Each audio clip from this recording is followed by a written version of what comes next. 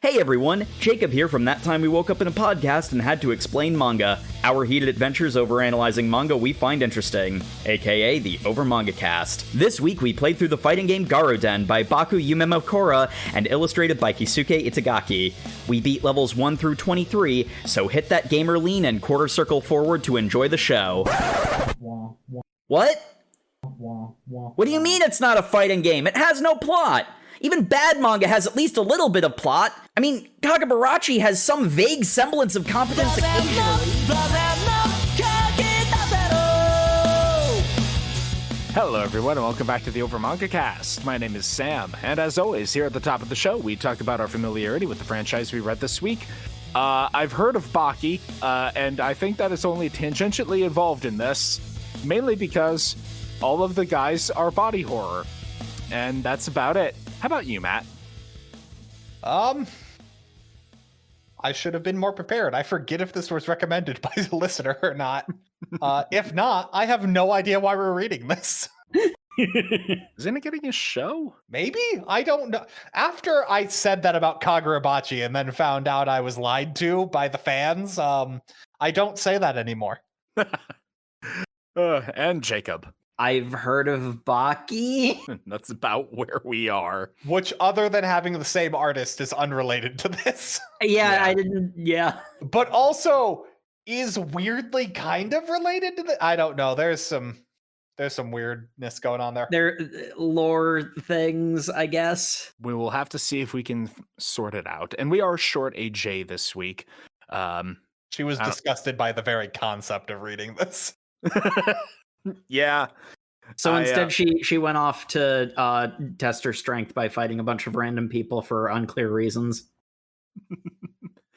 Instead of aesthetically pleasing muscle boys, this was just Cronenberg muscle boys. You know those, like, not He-Man, but like the knockoff He-Man. Like, the molds weren't correct. So yeah, I'll say this: the first chapter starts with regular ass looking people.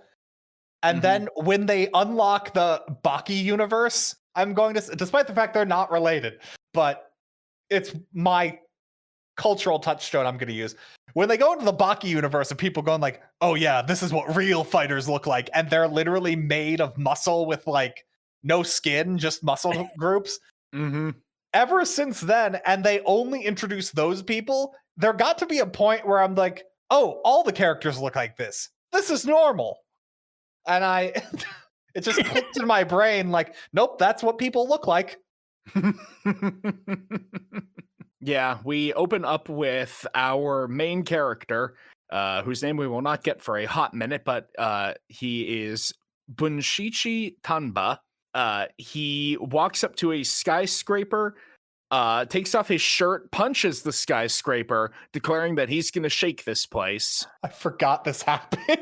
He's got a weird hype man who I think shows up later. I think he does. He's wearing a different outfit, so I didn't recognize him. And I'm like, why is everyone pretending like I should know this guy? Okay, so that was the same weird hype man then. Okay. Yes. I was going to say, I thought that we were going to have a slightly different track in this manga, not much different, but slightly different. When, Tanba's like, I'm gonna shake this place, he punches the building, obviously nothing happens because it's a skyscraper, and then it cuts to somewhere on the 59th and 60th floors, a glass shakes and spills a bit, and a guy says, did you guys feel an earthquake?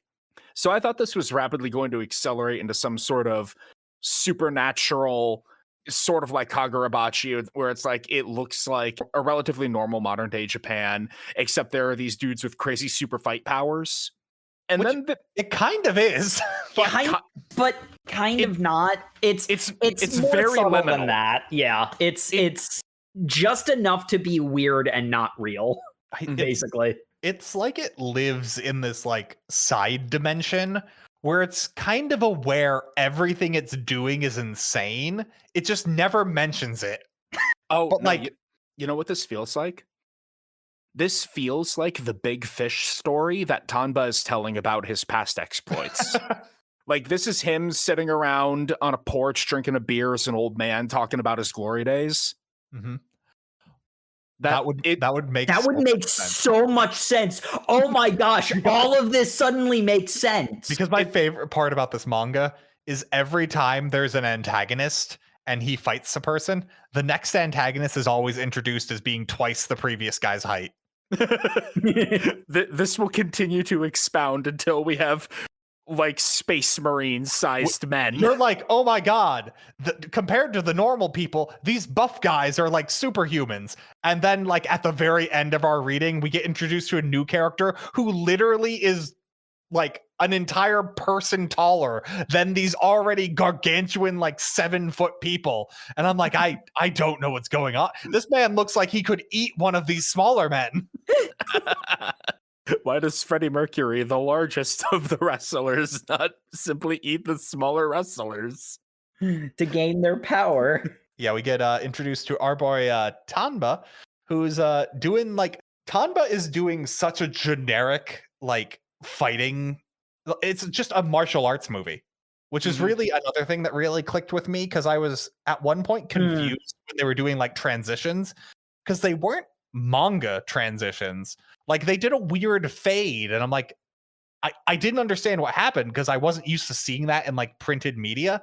But then I'm like, wait, no, that's like an 80s action movie. Like they show the person's face fade out into the cityscape. And I'm like, oh my God, this thing thinks it's an action movie because it is. Yep. And an 80s action movie, I think, is a good comparison because it also is, it's in that weird space where it's like a bunch of individual things happen, but there is absolutely no plot to speak of. But like the plot is there in like vague. Someone mentions a fighting tournament, and that's all the background you need for all these people to start fighting. Not in the tournament, but just in general.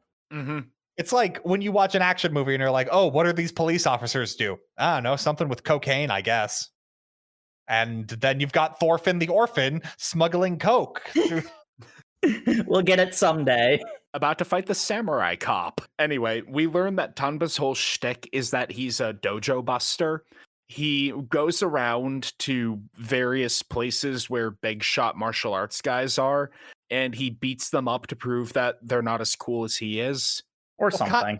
Kind of, because like the top sumo wrestler he fights is what he does is he runs out of the crowd, trips him, and then punches him in the face, and then just jets so he doesn't get arrested. And it's just like his like hype man's is like, wow, you did really good. You beat the top sumo in the world. And he's just like, well, no, I kind of just sucker punched the guy, but I'm gonna mark him off my list anyway. He says that while in the middle of eating the most protein dense meal.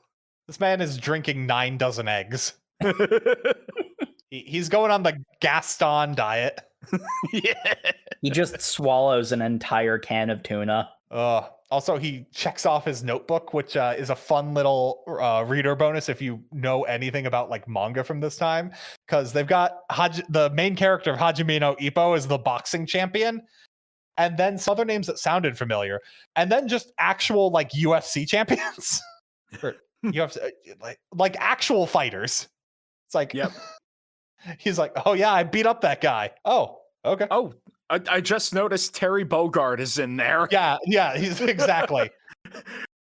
When asked if he was okay, Tanba said, yeah. I know there's another character from a fighting manga that is just like said he beat, and then in the notes said kind of a pussy, and I'm like, oh well. Tell us what you really think, mangaka. And at that point, I was just like, okay, I get the vibe this manga's going for then. Like, it knows what genre it's in. And it got to the point where I was just like, is it playing it straight or not? And then it just started doing just utterly ridiculous things to the point that I'm like, yep, it's not satire because it's not like picking apart the genre, but it's camp. That's what it is. It's very camp. It's super campy because we have an example in the rest of chapter 1 of what an actual fight looks like when it's not just a sucker punch. And it's not much more comprehensible.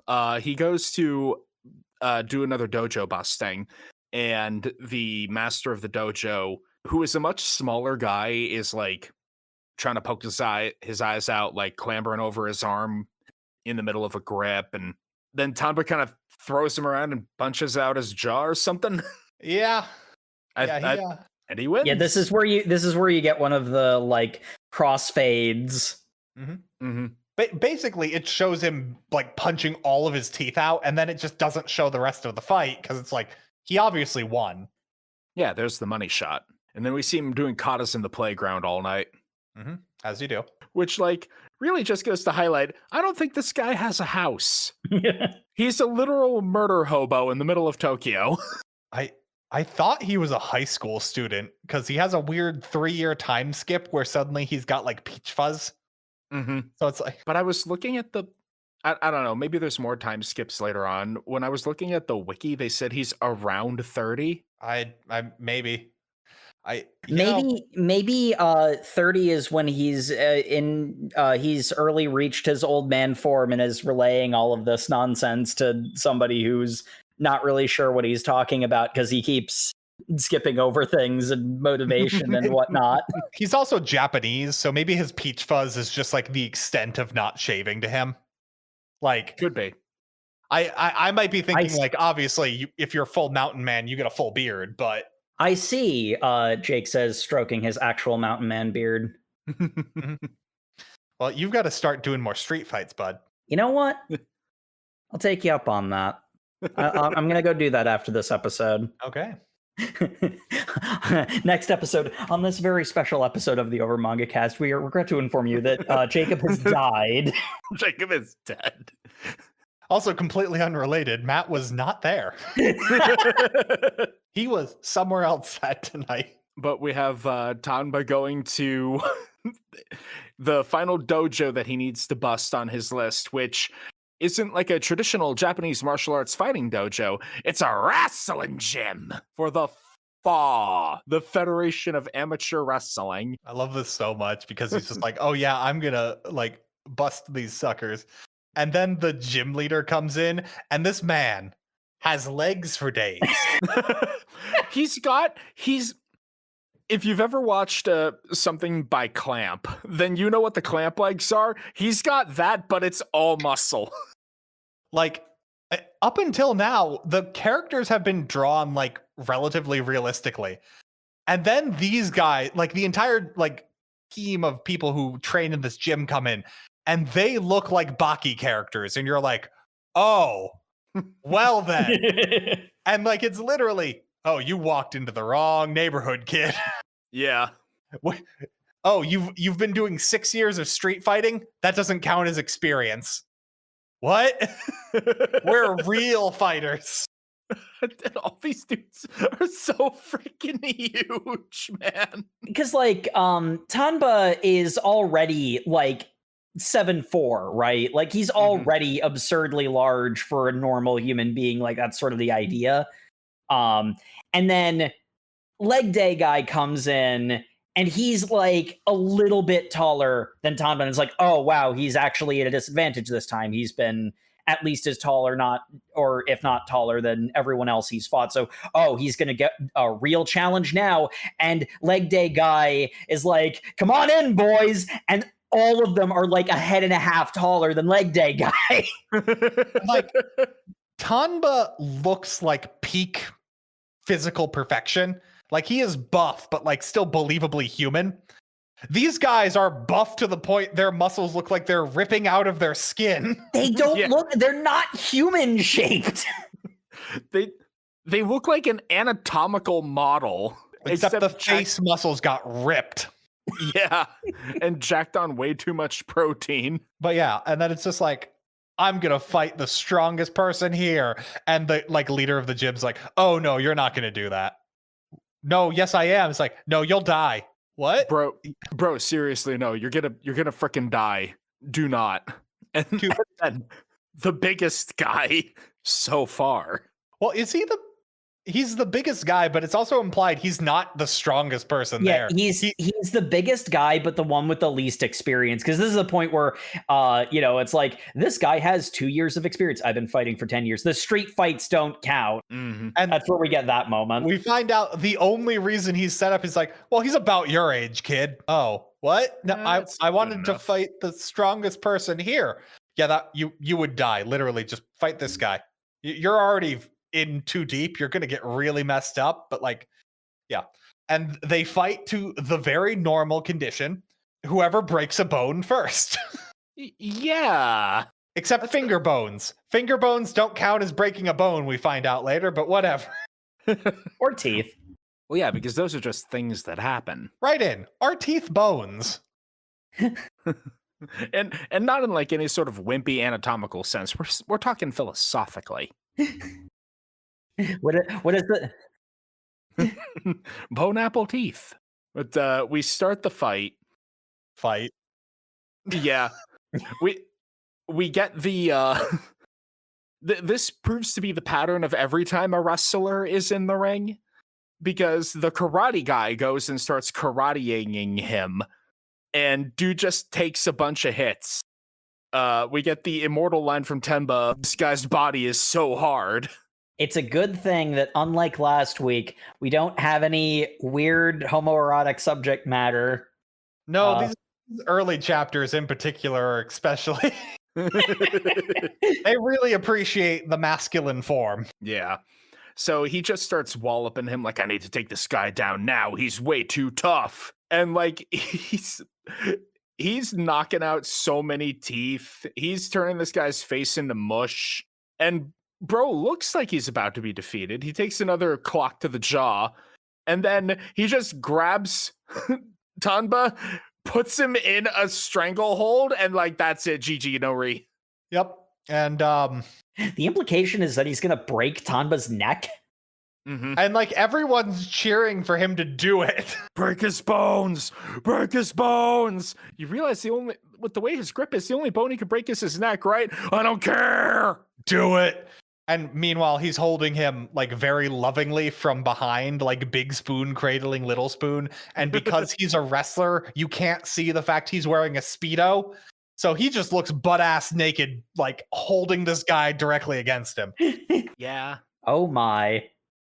And it's here where we get a confusing flash forward. It's very like action movie. Yeah. It took me a second to realize what was going on. Because... Yeah, it's a weird choice circa this manga. Like, again, it's one of those ones where it's like, clue into it's an action movie and it makes sense, but like... It's a very cinematic choice. When considering you have a chapter break, it's kind of confusing. Yeah. Because like if the movie you're watching suddenly jumped 3 years into the future with a fight on a waterfall, you'd be like, oh, that's weird. The manga, you're like, Am I reading a different manga? Am I reading a different manga? Did they misprint this volume? But no, 3 pages in, you find out that was 3 years ago. After I was humiliatingly defeated, I trained super hard for 3 years and gained like 60 pounds of muscle and somehow 3 inches of height. We don't talk about that one. Seriously, he gets bigger and wider. His volume increases. I love when this is a little later, but he's getting scouted for this like Mortal Kombat tournament they keep talking about but never have.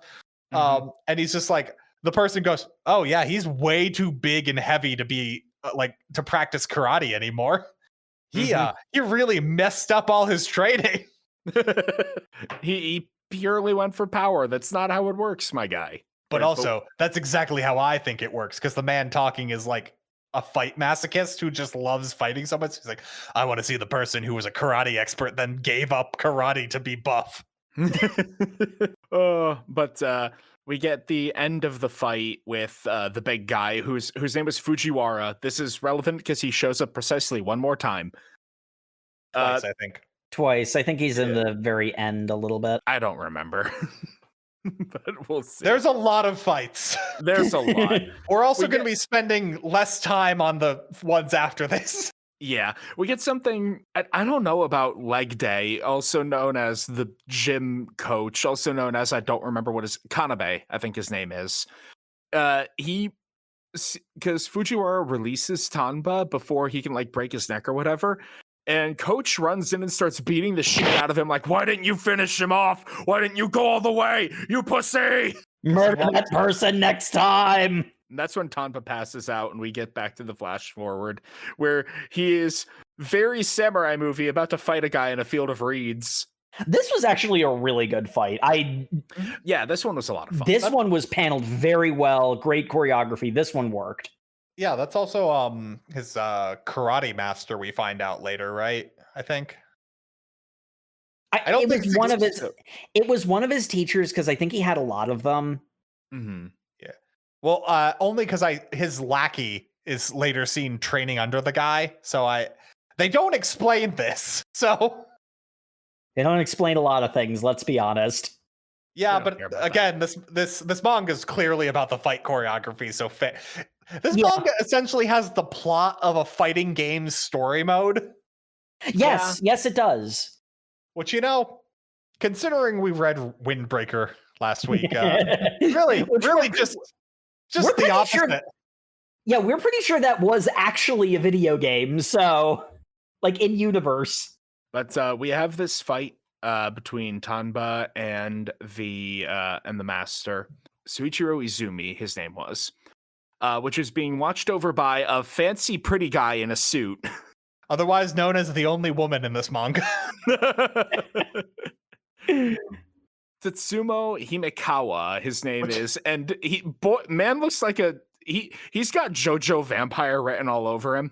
This man has a normal, peak masculine physique, and then a woman's face. Which is confusing, because he's engaged to be married to the only actual woman in this. The literal actual only woman in. Yeah. Oh. I thought Tanba got kicked in the nuts at one point during this fight. Oh my god. And speaking of, this has the plot of a video game, fighting video game story mode. When we get to their backstory, that is a fighting video game's backstory. This is some Guilty Gear shit right now.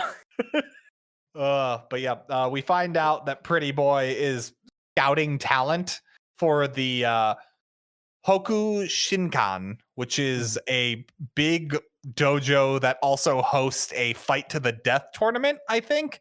It's mentioned that their fights are to the death and there are no rules, but then they also in the same speech bubble say there's one rule, which I don't get, but I thought there was something about no eye gouging, no groin shots, but I think that's the I know the eye gouging. I think that's the rule set in the wrestling gym. Yeah, I think you might be right. The problem is every time people fight, they shout out the terms of the fight, and I think they're leading up to the fact that the Hoku Shinkan is a fight to the death. Or, I'm sorry, it's not a fight to the death because people obviously compete multiple times. I think they just accept that death can be an outcome. Death is one lose condition. Yeah. This isn't Baki, where for some reason they keep finding these people who are incredibly strong and then immediately kill all of them in their gambling fights, which just a terrible business model. Yeah. But Tanba ends up winning his fight against the sensei, proving that he is worthy of going out on his own again. I did like this because he has what appears to be a victory when he pulls off the same wrestling grab and chokehold that defeated him 3 years ago, and then when the teacher jumps back up to resume the fight, he just beats him up classic karate style, and it's here where we get introduced to the BBEG? Maybe? I don't know. He seems like a pretty cool guy. He seems like the protagonist to me, but okay. So he also has the most jaw I have ever seen in any character. Not in terms of volume, just in terms of existence. What is his head? His head is a perfect square. No, it's not a perfect square. It's some kind of octagon. Because his jaw, curves at multiple points. Yes, Matsuzo Shozan, the biggest guy, not in terms of height or even volume, but in terms of presence, I suppose. Himekawa goes to tell him about the fight, and we learn that Shozan's entire purpose in the story is to be there, be large, and go omoshiroi. I might have to come out of retirement to fight that person. But I don't fight anymore. But I just want everyone to know that if I did fight, I'd instantly win every fight I was in. We get an entire chapter of him doing push-ups while Himekawa is saying, well, yes, I think if I fought Tanba, I would lose. However, if it was in the rules of our ring, then I would win. Doesn't he also go like, yes, if I did karate point scoring, I would also win. But we both acknowledge that is a sissy way of fighting. Yes, karate point scoring. Yes, the street rules. So, in a fight to the death, you would lose? Yes. So, this guy sounds really interesting, this Bunshinshi Tanba. And that is the most that Shozan does. He says the names of fight guys, grins at the camera, and goes, interesting. With his extraordinary face that gets more uncanny every time he's on panel. He also occasionally just does crazy shit to start a chapter off and then doesn't explain it. Like when I can only assume they must have been at the time sponsored by Kirin. Because, man, does that Kirin bottle just label face the panel for like multiple pages before he cuts it in half with his hand sword technique where he cuts so quickly. The beer is afraid of him and stays in the container until it eventually leaks out. We get something resembling a plot as Tanba learns that Fujiwara, the big guy that humiliated him 3 years ago, he's been off overseas doing the pro wrestling circuit, and he will be coming back to Japan. So now is the time for revenge. I must get my revenge, despite the fact that I've been told he's gone soft. Except we'll find out that he's not gone soft. He's actually even stronger than before. I love that he finds out this information by going to the wrestling dojo and fighting the guy in there who will fight him, and then killing that guy. But then the next chapter, it opens up with, don't worry, he's just knocked unconscious. Buddy, his neck is at a 90-degree angle. No, that man is very dead. That's not the last time it'll happen. I also love how the coach has to be reminded who he is. And he's like, damn, you've been beefing up, man. You did nothing but get stronger in these 3 years. However, the person you're here to fight has done nothing but get weaker because he went to America and learned showmanship. He's so very, very concerned about the idea of them fighting. And I don't know why. Because he doesn't want his student to die. But it seems like his student has abandoned his teaching. So it's like... Yeah. But then Tanba doesn't kill anybody. So it's like... So anyway, Tanba breaks into a WWF match, essentially. So funny. Because, like, okay, he puts on a mascot costume to sneak in, right? And, like, the thing that we're setting up is we've been told that Fujiwara, or whatever his name is gotten weak. They're about to start the pro wrestling match where he's like scripted to win, and he's fighting a very Christian Polynesian man. He's fighting a wrestler whose entire thing is he has a tattoo of Jesus on the cross on his back and starts praying in some strange foreign language, which is written in hieroglyphs for some reason. I can only assume it's some Polynesian language because it's mentioned that this guy's the strongest in Hawaii. Fujiwara gives a signal of a finger gun.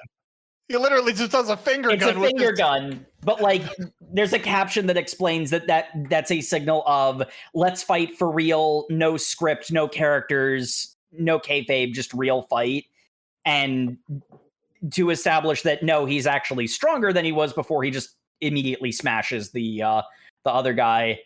At which point, Tanba appears in his mascot costume and immediately takes it off. So why did he do that? Because he had to punch his way to the ring anyway. I don't know. It's also great because that mascot, he's wearing a bear mascot costume. That does not disguise him at all because he's still a triangle-shaped human being. He's a 7'4" triangle-shaped human being. And again, he immediately takes it off. It's not like he's fighting in disguise. Hey. And like it didn't get him to the ring either because he had to punch a bunch of people to get to the ring because they stopped him because he's some weirdo in a mascot costume who shouldn't be there. Hey, Jacob, you know what that almost sounds like? That almost sounds like a cutscene for a fighting game where they can't make a new mascot costume for him to fight in, so he needs to remove it before they actually get to the fight. Bear Tanba will end up being in the DLC. Yeah, you unlock the skin, but they didn't actually do all of the fight animation. In the beta test, his hands kept clipping out of the bear paws, so they just have a cutscene of him taking it off. So anyway, he fights this dude on live TV because, as you know, wrestlers are stronger with an audience. Yeah. And the fight promoter, the pro wrestling producer guy, not Vince McMahon, he's just like, ooh, what a good show. Let's let it continue. Also, the only woman in this is also here for some reason. Probably because they're scouting for the Mortal Kombat tournament. The Mortal Kombat tournament, yeah. But yeah, so there's a fight to prove that Fujiwara hasn't gone soft, but he hasn't gone hard enough because Tanba has been doing nothing but getting hard for the past 3 years and utterly dominates him. Just bends him over and dominates him. You know, Matt, weren't you the one who said last week? You complain, but... This one's getting explicit. I don't. Yeah. But here we see Tanba isn't just willing to beat him. He needs to utterly destroy him because he does a hold that breaks his arm, completely takes the joint out of socket and like shatters his elbow. Mm-hmm. But the problem is it takes too much effort too. And he like can't get the arm off of him in time because he gets rushed and people just kick him in the face unconscious. And I'm like, oh, wow. Yeah. He gets jumped by a bunch of other wrestlers.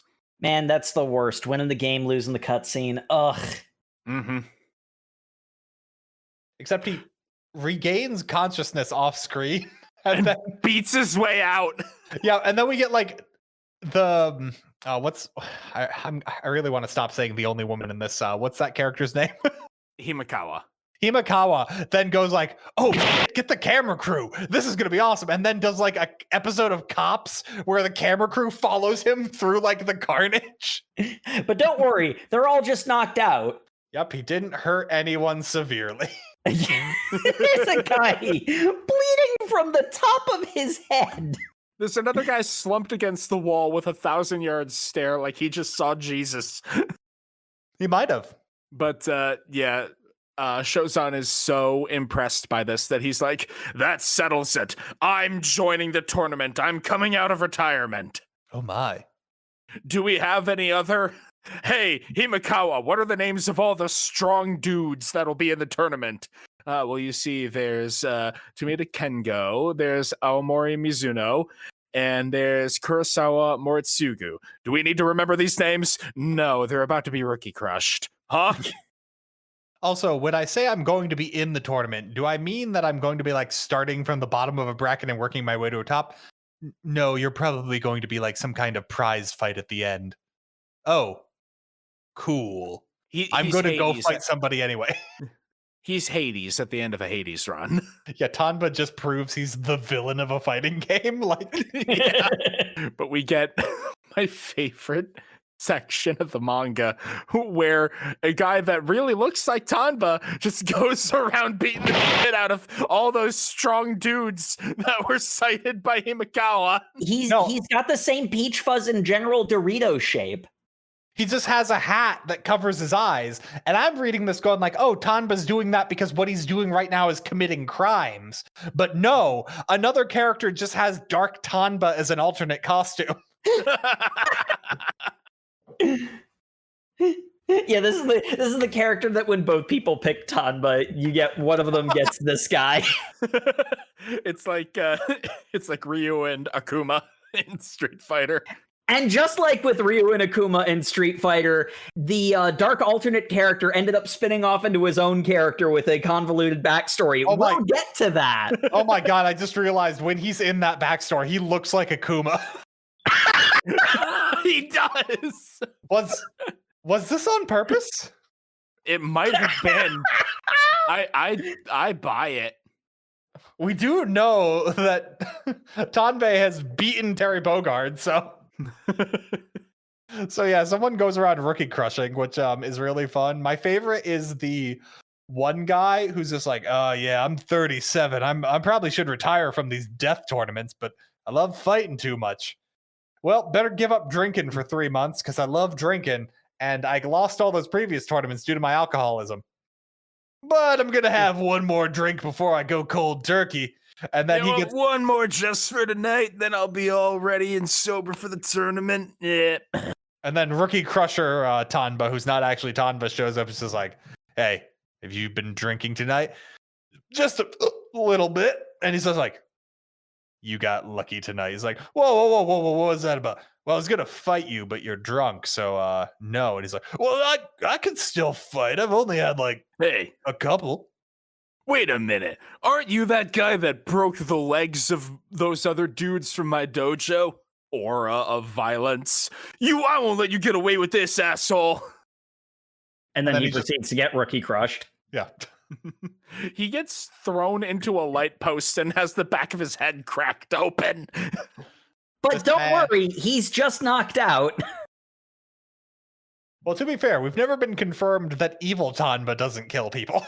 That's true. Yeah. That's true. But he looks really dead, guys. It's also weird that we have to classify that evil Tanba is a separate character from Tanba, because Tanba's definitely also evil. Tanba's very evil. And then we have my other favorite bit. I love this. It is so stupid. It shows on and Himekawa out for lunch, presumably at an ocean resort. Because it's a very fancy place to eat too. Because Shozan has shades on that constantly have the ocean waves reflected in them. And he pops a cork out of a wine bottle and he keeps showing close-ups of his open jaw, and the level of detail is just unnecessary and uncomfortable. He eats the cork and then chews it for a while and then takes a slug of the Chardonnay to swallow it. And you're like, oh, was that just a weird scene they include? It's like 2 pages of panels. And you're like, that's weird. And then they proceed to talk about it for another 2 pages. Himekawa's like, is that some sort of luck ritual? Nah, it makes my jaw strong so I can take more punches when I fight. What? I love how Himekawa's even like, that's not how that works. What the fuck? And that's why I'm so aware that this manga knows what it's doing, because Himekawa is just the straight man for this comedy. That's fucking stupid. What are you doing? And then he shakes his head and has this look on his face like, well, boys will be boys. Sir, it is amazing that you got to retirement as a fighter, yet you still seem to be growing up. Oh. And Shozan gets so excited at the idea of fighting Tanba that he flexes and tears his Hawaiian shirt. Oh, now I gotta get a new one. He keeps grinning in such a way that makes him look like Kaiju number 8. It's weird. He's probably got Kaiju blood in him. Probably. I believe it. And then we get the marvelous beer bottle cutting. It's like after their fancy dinner, he's just like, hold on, Himekawa, I gotta show you some. No, hold on, I can check do it. this out. It's so cool. Check it out. Whoa. See, I cut the glass bottle with my chop, and then the beer was so scared of my power, it didn't even leak for a minute. Good job, sir. I truly believe that despite your age, your body is going to be having its glory days now. Himekawa, strong adult in the room energy. The thing that's wild about Shozan is he has the most random facial expressions. Like, he's got a massive grinning face after those words, and then just presumably it's him trying to serious up, but he just stands there pop-eyed like he got poked in the ass. He is so uncanny valley. Like, he's a cartoon character. He's not a human. He's some kind of creature made of rubber and fear. Well, I mean, Jacob, if you were doing your jaw exercises, you could look like him too. I don't want to look like him. I'm good without the jaw exercises. I'm not going to lie. I need to start eating corks. Then, presumably because it's time for the next stage in the fighting game story mode, Tanba's walking down the street and a bunch of dudes jump him. Yeah, I hate these levels where they give you a bunch of weak enemies that are just like combo fodder. They're the FAW wrestlers, right? Because you embarrassed our champion on live TV. No, these are the Hokushinkan guys. Oh, yeah, because they think evil Tanba is Tanba. That's right. Yeah. I also thought evil Tanba was Tanba at this point. So his reaction, I was confused by. It's like, our boss wants to talk with you about what you did. What I did. And then this is where we get the reintroduction of Hype Man for like chapter and a half, I think. And then I'm not sure. No, he does come back after that. I think his name is Ryuji. That sounds right. Well, he's in a karate gi in this part, which is why it's confusing. Yeah, and he's also extremely dirty, which makes me think he has been just gone full fight hobo and is walking around from dojo to dojo fighting people for the last 3 years without a shower. He's also calling Tanba old man all the time, which I guess he's in his 30s, so I guess that makes sense. Yeah. But it seems like everyone in this like fight to the death tournament is in their 30s, because the dude at like 37 is like, I should probably retire soon. But apparently Ryuji is too violent for this extremely violent antagonist dojo, because he's beating up a guy. I thought for sure in one of these punch panels that he had put his whole ass fist down this man's throat. But no, he elbowed him in the face. That was a really cool panel, because he starts off this fight by headbutting a guy, and then the page transitions into him like somehow transitioning that into kneeing that guy to the ground and jumping off of him to punch another dude. Yeah, it's really cool. And he starts like stomping on him as he's down. I thought this was an all-out match. Aren't we supposed to strike when we have the opportunity? Why are you calling this off? Anyway, Hype Man character, here's your friend who you used to hype up. He exists again. He's been loaded into the game again. Hey, Tanba. Hey, Ryuji. Bro, why did you disappear for 3 years? Wait, he disappeared? I was with our karate master. You've been seen in the same scene with him. Why don't you know where I was? Because it's a fighting game story mode. They don't know if you've played Ryuji's like path yet, so they don't want to give you spoilers. And Tanba's like, hey man, looks like you've been working out. Good for you. And he's like, oh, old man, good to have you. And it's heartwarming, I guess. Let's go get into street clothes and go to the red light district. I can only assume to get hookers, because holy shit, they're in the bad part of town. Okay, but that only happens after we have the meeting with Tanba and Shozan. Oh God, you're right. Where Shozan is the most threatening. He is a karate ghost. Well, he's not even a karate ghost. It's like they're kneeling at are they in like a shrine? They're like in a shrine or something, yeah. So Tanba's gone in there to like pray or something, and then finds out to wait for Shozan because he wants to meet him. That's right. And like he's kneeling forward in prayer, and then he feels someone enter the room, and like can sense auras, I guess, because he is so strong he can feel it from across the room. And he's approaching, and then he doesn't react because he doesn't want to look weak, but then he feels like someone's gonna knee him in the back of the head, and he turns around to block, only to realize that Shozan was kneeling like several steps behind him, and that was just his fighting intent that he blocked. Like, which the block failed anyway. The chi ghost would have hit him in the chest. I really have This series is so not magical. I have no idea what this scene is supposed to be. Me neither. But it's really cool. It is. When you finally unlock Sozon, he's actually a puppet fighter. He can summon a chi ghost. Well, because if you actually fought Sozon, it'd be too strong and it would be unfair. Exactly. Yeah. It's like Saitama in the One Punch Man fighting game. Like you can't actually fight as him. And Shozan's just like, so Himikawa keeps telling me that you're a really cool guy who fights a lot of other cool guys. So I want you to join my tournament. Well, what if I want to fight you right now? I mean, we could. It's your funeral. Please do. And it's here where we get the first instance of a thing this manga likes to do, where people's fighting intent causes like heat waves to warp the surrounding scenery. As if the characters' bodies and faces weren't already incomprehensible enough. Yep. So they have a brief fighting interaction where Tanba gets absolutely clowned. And Chosen doesn't want to like crush a worthy competitor for this tournament. So he's just like, hold on, let's hold back. You can fight me when you win the tournament. But I don't want to win the tournament. I want to fight you. Not too bad. I don't want to take you out on a date first. I just want a bone. Again, the degree to which this is parallels to Windbreakers is shocking and disturbing. It's weird we did these back to back, really. It's this wasn't planned either. Like, I knew nothing about either of these series going in, so yeah.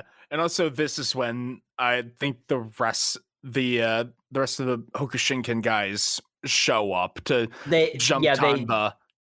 They jump Tanba, but evil Tanba shows up and brutalizes them. Tanba's just defending himself. Evil Tanba shows up and just starts like breaking necks and putting out eyes. He's literally folding them like laundry. Once all the mooks are down, it is finally time for them to square off. And we learn that evil Tanba is in fact Fujimaki Juzo, who is, I don't know why that guy's name is important. I'm sure we'll find out. We really won't. Yeah, we kind of find out stuff, but we find out things, but yeah. But I mean, at some point we needed to split this episode in half, and I guess this is as good a point as any. This is basically the halfway point in our reading. There we go. I planned it. All right, we'll be back after this.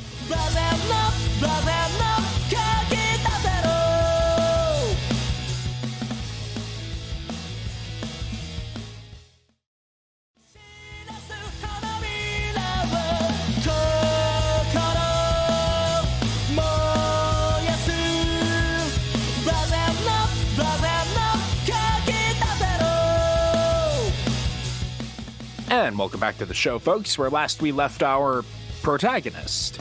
He was fighting his Dark Mirror copy that just showed up. And, yeah. If you actually read the manual, there's lore on how this happened. I don't care. I just hit the buttons.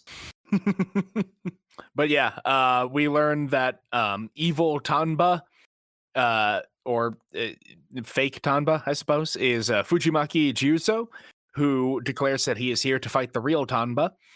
And they square off to brawl. We have some very interesting paneling choices.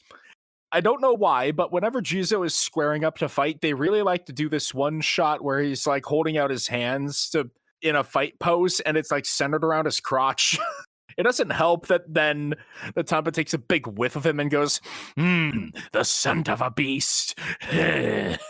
Well, you see, Sam, there is a particular thing that comes from that area that is very smelly, as established in several of our last episodes, for some inexplicable reason. Guys, we're just going to cut the jizz parts of this episode out. This is the 7th time we've done this. Like, editing Sam is getting tired of just the amount of jizz. It's like the holodeck on Star Trek. The amount of jizz he needs to remove from this episode. It's unconscionable. I can't do it anymore. So they have their fight, and it's a decent brawl. We have a very funny moment where what's his name? I keep calling him fake Tanba, Juzo.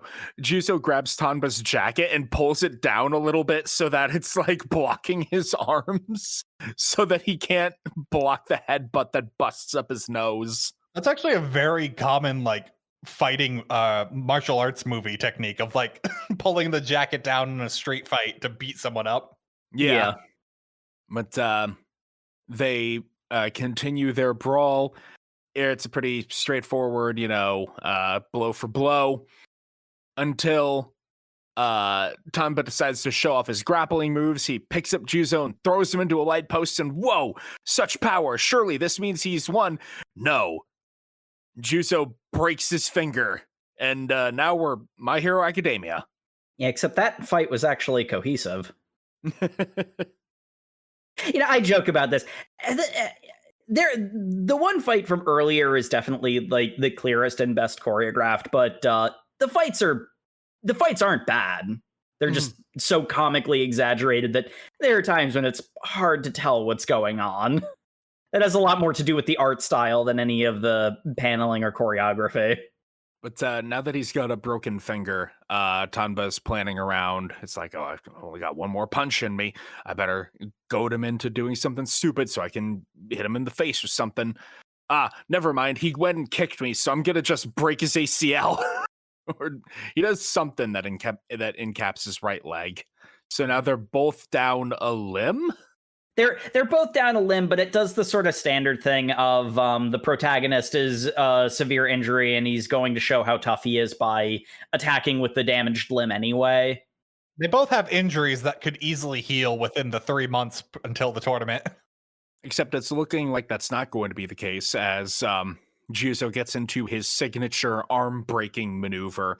And oh no, will this be the end of our hero? No, he's going to use the fist that he has the broken finger on. We get some really gnarly like finger twisting in these shots as he just punches the shit out of the busted knee he gave the other guy. It's like simultaneously they look like they're made of rubber. They don't look like people, yet it's still so uncomfortable to see a finger bend that way, even if it already looks like it's made of rubber and should.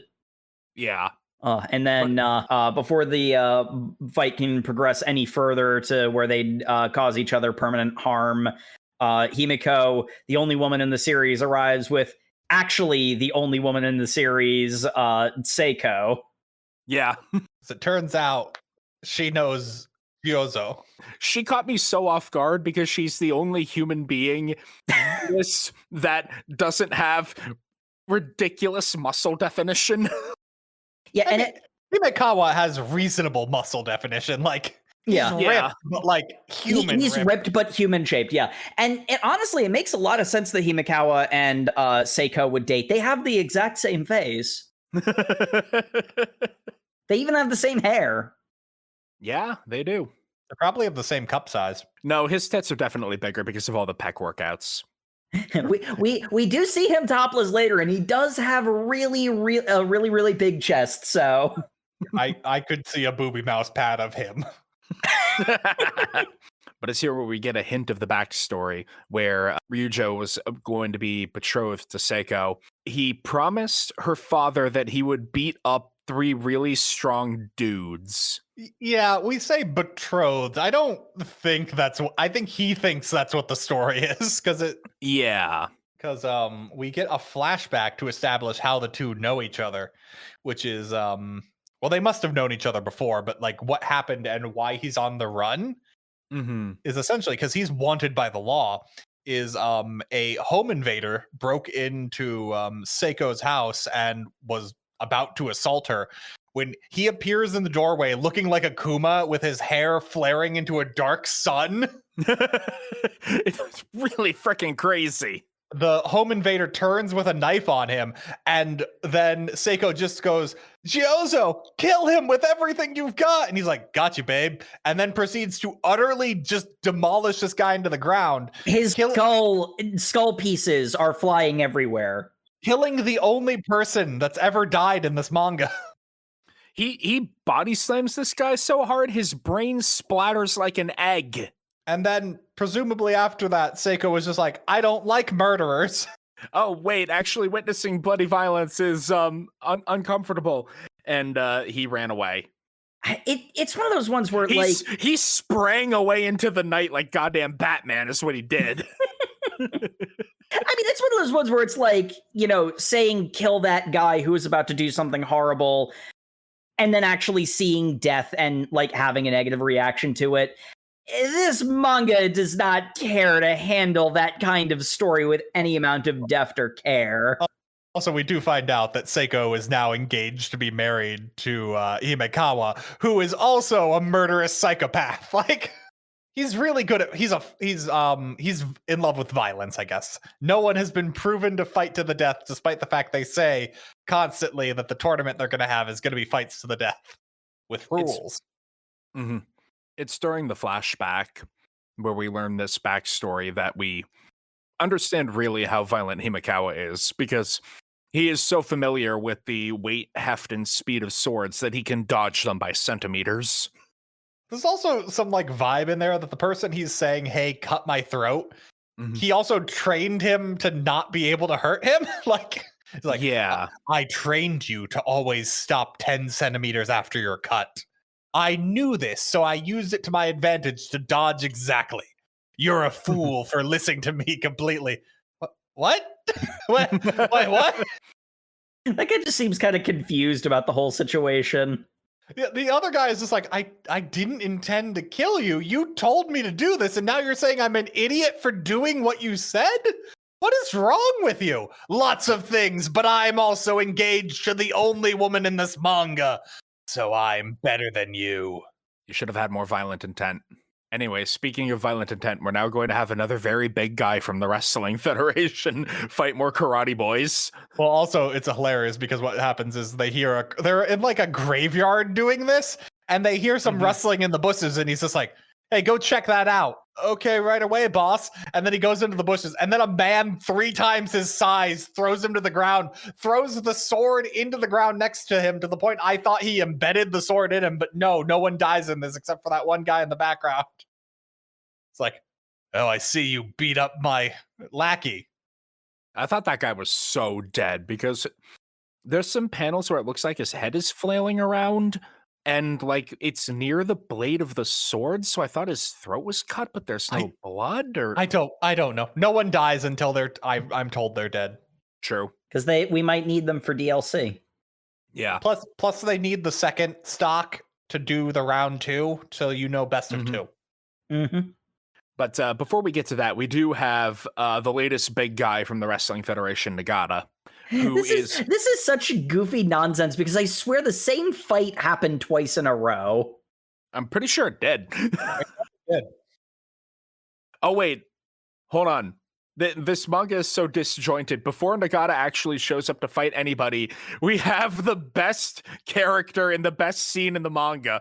He has a face that is somehow even weirder than the Emoshiroi dude. Okay. So now is this when Tanba and his buddy go to the red light district? Yes. Okay, thank you. Where they're walking down the street and they see a brawl about to start.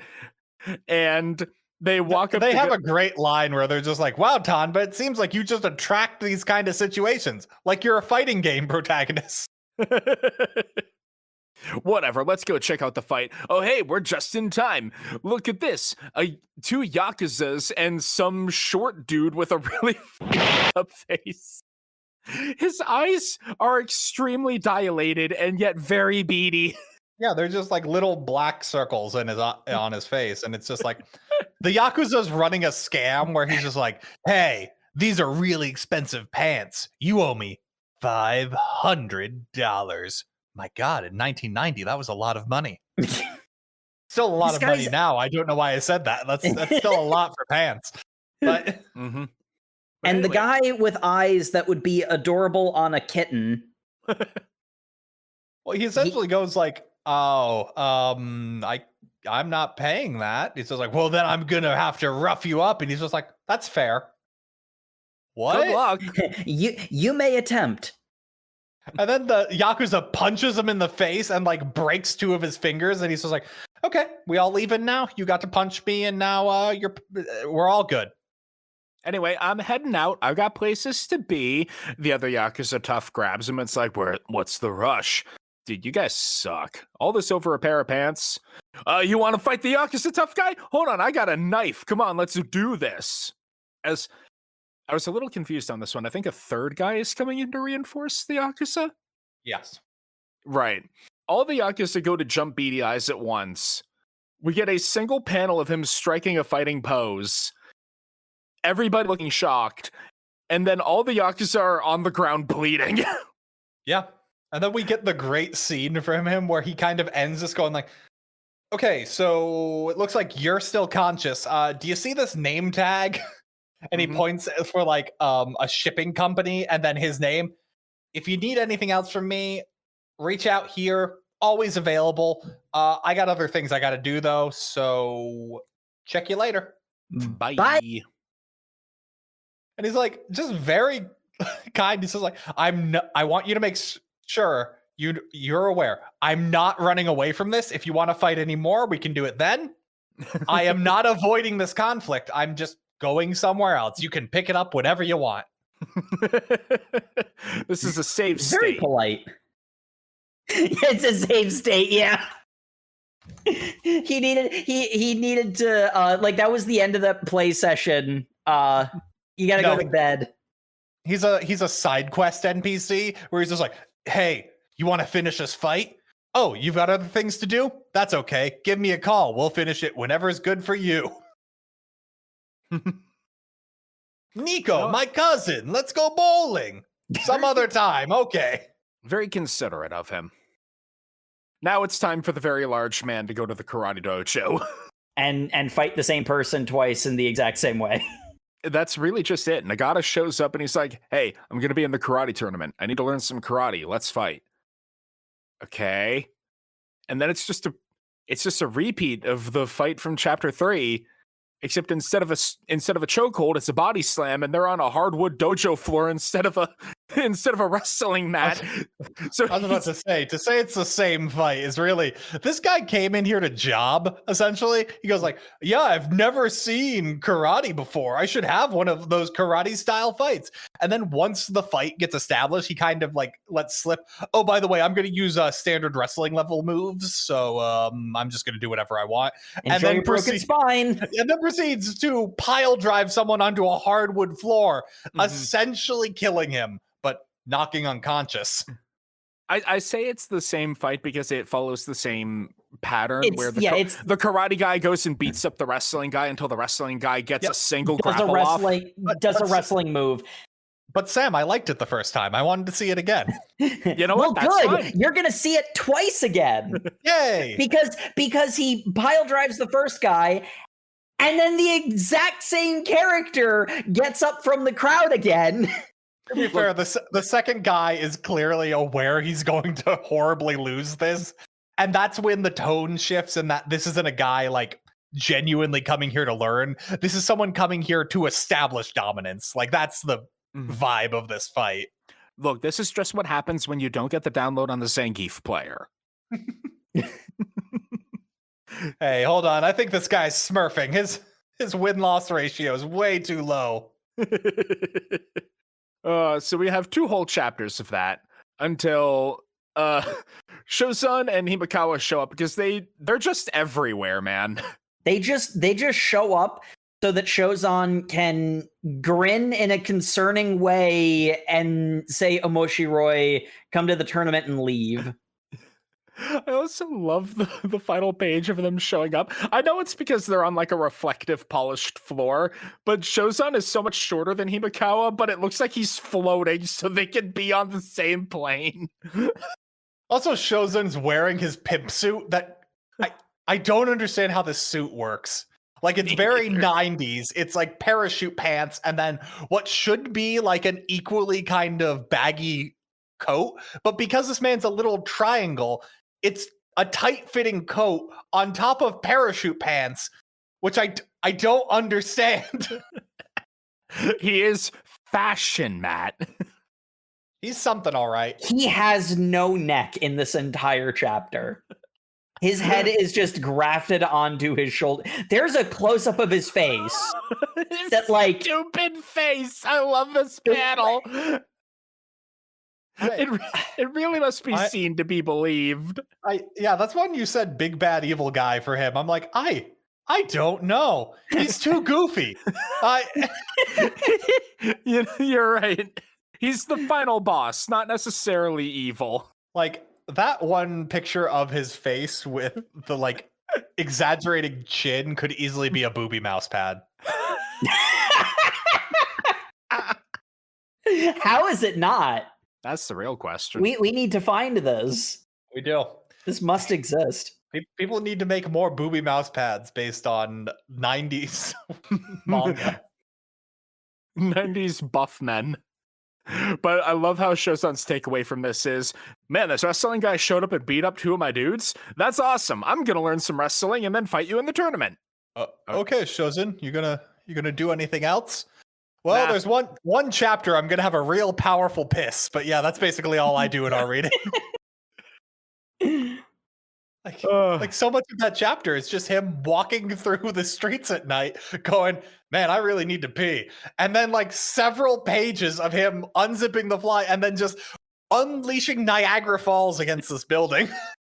You know the meme of like, look how hard I can pee? Push. It's that. It's a power washer, man.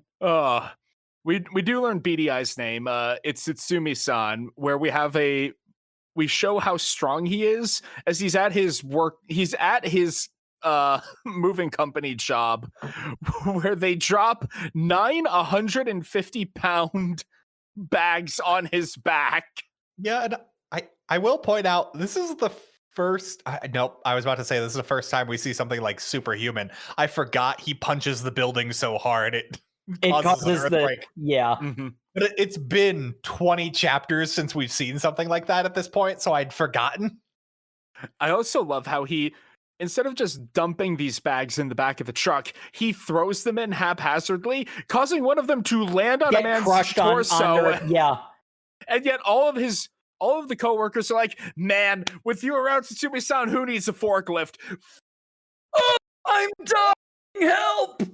This guy's such a credit to the company. 3 cheers for Tsutsumi-san. Hip hip, hooray! Guys, please, my sternum. I mean, the bag is only 150 pounds. Like, that's not... I know. Crush you to death weight. You're not gonna feel good. He sure looks like he's dying. It's funnier for the bit that way. I was 2 days from retirement. So how does all this nonsense wrap up? How does this end? Tanba goes to see his old master who he kicked the shit out of. Mm-hmm. And he says, I ran into this guy named Ryujo. Ryujo!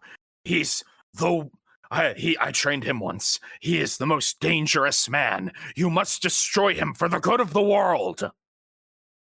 Uh-huh. Well, his level hasn't come up yet, so...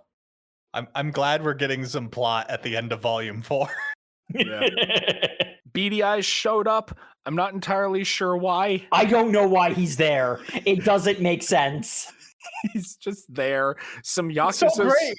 Because what happens is he's like, Tanba thinks he's there to fight him, and he's just like, I don't fight people without a reason. Then why did you come here? We're going to fight. We are? Well, no, later. I don't fight people without a reason. Then why did you come here? That's a good question. Then 2 Yakuza come through the door going like, hey, you owe my brother pants. That's a reason to fight. And then he beats those guys up. No, he beats one guy up super hard, and the other guy's like, man, you beat that guy up super hard. Good thing the Yakuza doesn't hold grudges. Hey, you want to come to a wrestling match with front row seats as a show of good faith? You 2 can come as well. Sure. Random bystanders in this dojo. Okay. Is it also some kind of rock show? Yeah, Queen's headlining.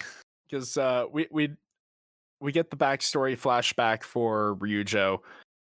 We get Shozan's power pissing. Yeah, that sure happens. No explanation. It's just he decided to take a leak for half the chapter. He walks down the street, goes into an alleyway, pisses violently, and then Ryu just shows up and is like, "It's time for us to fight." They square off, grinning at each other with increasing insanity for a page. And then one of them turns into a shadow monster, and they both look post-coital for the rest of the reading. Yeah, this is You're the not fight wrong. where Ryoji gets like his teeth grow like into fangs for some reason. I guess because he's a beast, I guess is the metaphor, but Yeah. This metaphor is seeming weirdly literal in this manga without magic. Mm-hmm. I was worried me and Sam were going to have to talk about werewolves again, but we don't do that. No need to We don't do talk about the werewolves. There are no werewolves in this manga. No werewolves this time. 9 werewolves? Where are the werewolves? That's too many. God, the bit has infected me too. Send help. Again, yeah. as always, I apologize to our German listeners. I don't know why we do this. Fun. Look, we have to do something because we got blue balled on the actual fight. They get thrown into shadow, and then Shozan's like, "Whoa, that awesome new technique I learned. That sure was cool to use on you." And Ryujo's like, "Oh, he's so powerful." Which we can only assume is like basic level wrestling technique, so he learned a suplex. He looks constipated at the beginning of chapter 23. I have no idea what's going on, and it's great. Me neither. He walks by a really big dude at one point. I think it's that's Nagata. that's the guy who beat Tanba in the beginning. Yeah, that's No, Fujiwara. that's not Fujiwara. It's Nagata. Yeah. No, it's Fujiwara. He's got the head scar. There are too many dudes with head scars in this. I'm so confused. Nagata doesn't have a head scar. He's got beady eyes. But then why did Ryu just say it was Nagata? No, it's assuming that it's the beady eyes. Guys, I think it's revealed. I don't know any of the characters' names. I'm a fraud. Honestly, I barely remember the main character's name is Tanba. That was a bit, by the way. It left my mind. I had to get it back. I actually don't know who Nagata is now. He's a big, burly, strong dude who punches people in the face. Oh, wait. I did think Nagata and Fujiwara were the same character. Okay. I don't know why I thought that, because Nagata has a mullet, but... Oh, because they're both FAW wrestlers. That's probably why. Yeah. Anyway, we have Masuo coming down after the fight. Himikawa, who is always just ready to show up at any scene whenever the plot needs him to, walks in looking like a Byronic romance hero with his undone white blouse. Deep V-neck, showing off his man cleavage, carrying a wine bottle. I'm sorry, do you need me? I was about to have hot heterosexual sex with my fiance, who is a woman. Nah, just hand me that beer. Now watch me vacuum seal it. That panel, there's nothing correct about it, and that's why I love it so much. It's just wrong. This man sucks the air out of a beer can to the point that it decompresses into a completely flat plane for some reason. It's a squiggle. And his jaw is a shape that no human jaw should ever be. The skin, like, folds up to show the jaw muscles flexing. Oh, I'm just weird. I really don't know what Himikawa does. Is his job just be the assistant to Shozen? Yes. Like, okay. So he's just like, yes, sir. Whatever you want. And I do apologize to my fiance. I keep missing the times I have to have heterosexual sex with her. Imakawa, it's weird that you keep clarifying that it's heterosexual sex with your fiance.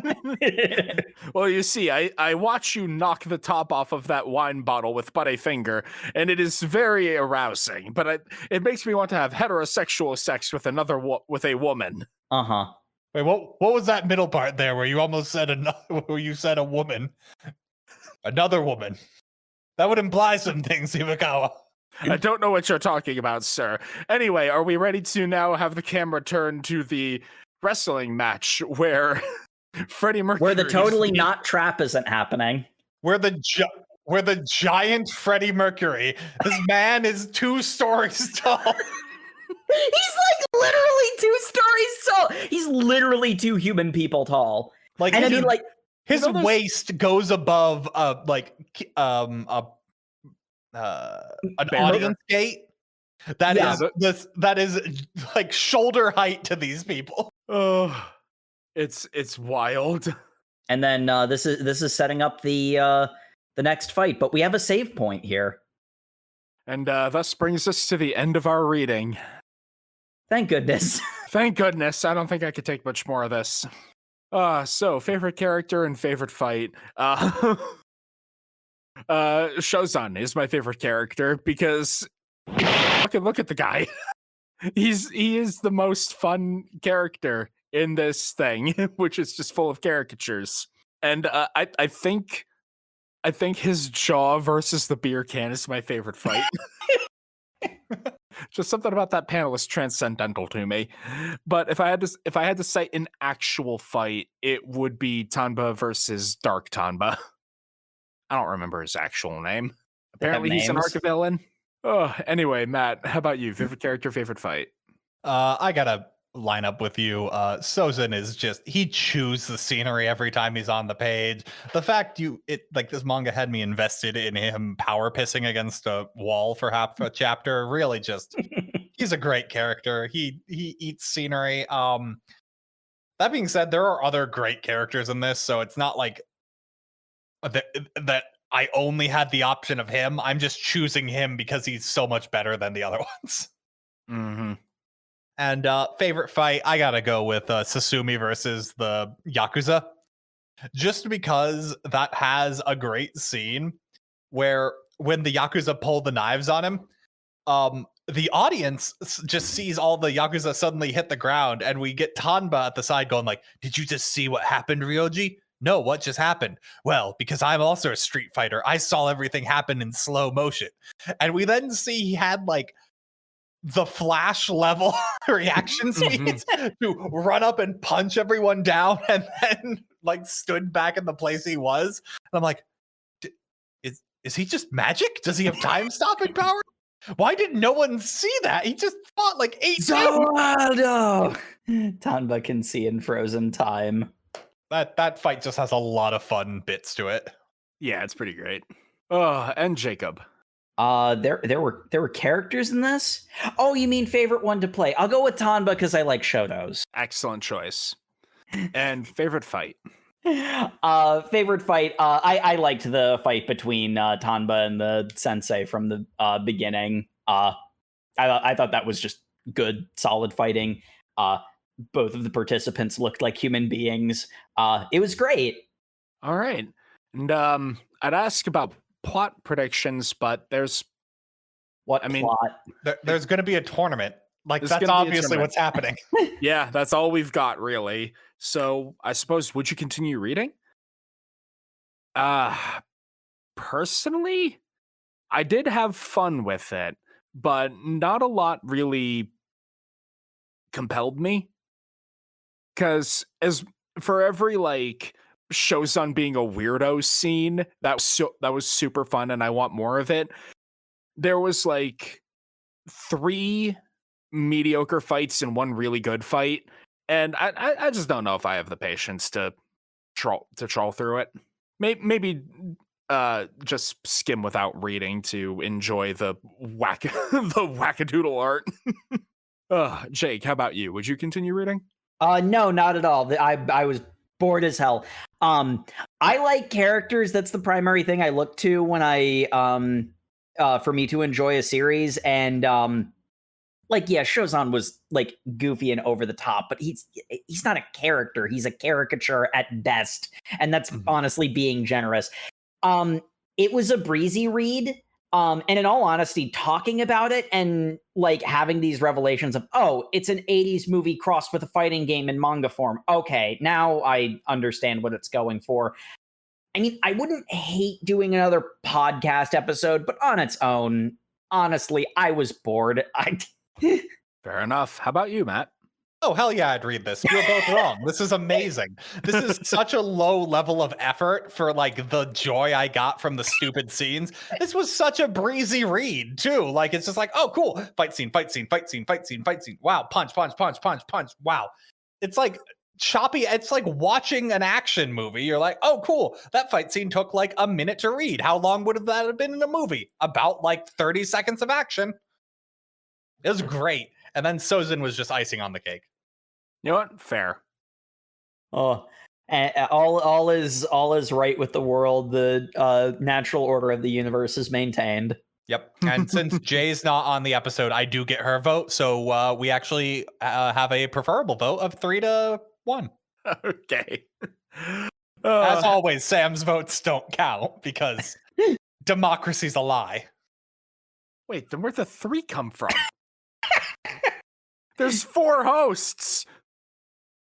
And if you don't count me, democracy's a lie. Super delegates. Vote early, vote often.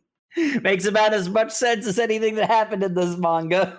Anyway, thank you everybody once again for tuning into the OverMangaCast. As always, you can find us on all of your social medias where we are at OverMangaCast. You can also find us on YouTube where you can like, comment, and subscribe. The episodes go up there on a 2-week delay, so if you want to catch up on our newest episodes, you can head over to overmangacast.com, and that even has a section where you can give us recommendations, tell us who was right about Garōden. That's what we read, and give us suggestions for hopefully better manga. And as always, we appreciate reviews in any and all forums, or, just hearing from you.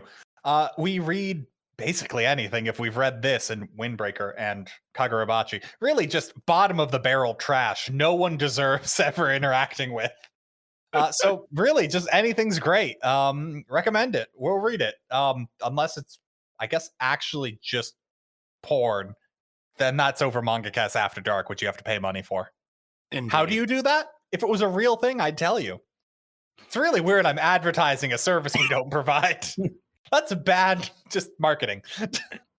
Unfortunately, you'll have to find out later. Right now, what I can tell you for certain is that next week we're going to be reading Golden Kamuy, chapters 50 through 69. Nice. So read that if you're keeping up with the show, and we'll see you all next week. Good night, everybody. Good night, everybody. Ready. Player 1. Fight. You ain't from Michigan if you ain't done this before.